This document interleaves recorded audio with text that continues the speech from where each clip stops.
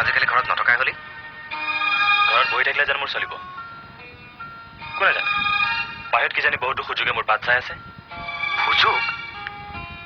তাৰ বাহিৰে হৈছে আৰু কোনোবাই তোৰ বাবে বাট চাই আছে তই পাহৰিলি নেকি মোৰ বাবে তই কাৰ কথা কৈছ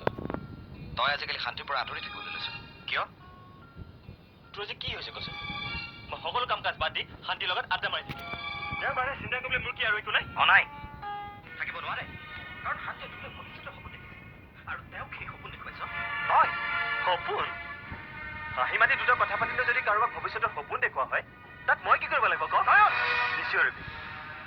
তই কেনেকে ভাবিব পাৰিলি যে মই শান্তিৰ নিচিনা ছোৱালীজনীৰ লগত মোৰ ভৱিষ্যত নয়ন তই শান্তিৰ কথা তেনেকে ক'ব পাৰিছ ক'বলৈ বাধ্য কৰিছ বাবেহে কৈছো আৰু ভালে হ'ল কথা যেতিয়া ওলাইছে মই তোক আৰু এটা খবৰ দিওঁ মই ইয়াৰ পৰা যামগৈ যাবিগৈ মোৰ এটা কাম ঠিক হৈছে দিল্লীত তোৰ কাম ঠিক হৈছে